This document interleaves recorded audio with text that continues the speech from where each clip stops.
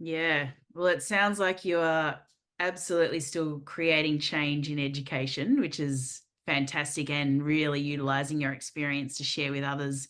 And it's so needed, I think, now. And I'm wondering just one final big question for you is in terms of the future of education, how do you see that it needs to change? And we've just touched on quite a few different areas in the interview, but how else do you think education needs to change for our children to be thriving? Because clearly they're not thriving. Not everyone is struggling, of course, but there are a lot of children who are, both at home and at school. And I guess it's quite sad to see that. It saddens me to see that children are struggling, and especially with a lot of high anxiety and really struggling at school, and trying to do something about that. Obviously, your role in mentoring and coaching leaders is so critical because it starts with leadership. Everything starts with leadership, and we really need good leaders, which is why I started this podcast to Yes. really encourage good leadership in education. So what would you say are some of the things that you see from your broader perspective of your career and all the people you've worked with and all the experiences that you've had that needs to change?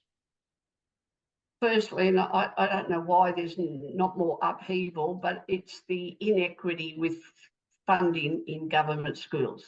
It's a joke. It's when you look at what a child gets in Prep 1 and right up to grade 6 as compared to our independent and our Catholic system, it's appalling. But it takes a gutsy state, federal government to actually say, and we hear it. I've been 50 years in education, and I've heard, all the leaders come by and they say, yes, we know that it's not equitable, but this is what you get. Appreciate what you're being given. We're giving equity funding. We're doing this, but it's not the discrepancy and the difference is we can see it.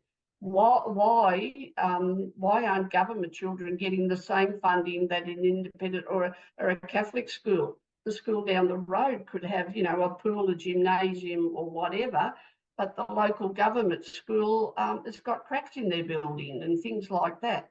Admittedly, parent choice, they can go wherever they want, but that fair funding of government schools, that's the essence of being a government principal. It's the, it comes back to building better